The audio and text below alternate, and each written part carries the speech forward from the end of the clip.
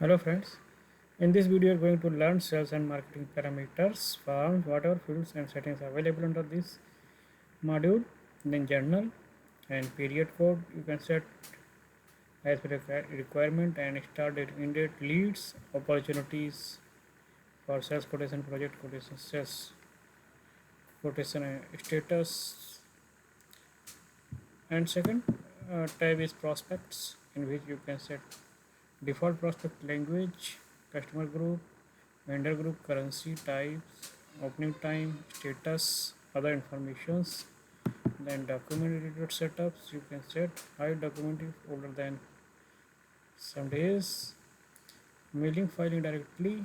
Then campaigns you can set here, campaign default like here planning, user ID, internet address, type, group, target, expires days.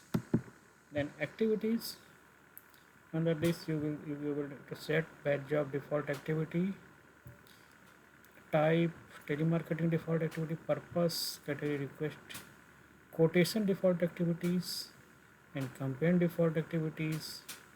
Then campaign target default activities and telemarketing callback default activities.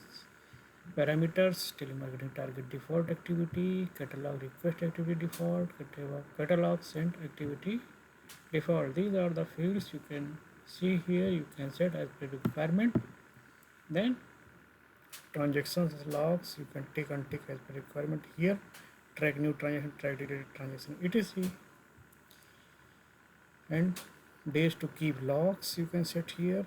If you set all these things, then your log table will increase day by day. You can check and do as per your requirement. Then number sequences is very important here. Prospect, retention account, general ID, member ID, lead ID or opportunity ID, key, call list ID, all those numbers you can set. Thanks friends for watching this video. I hope you will like, share and subscribe.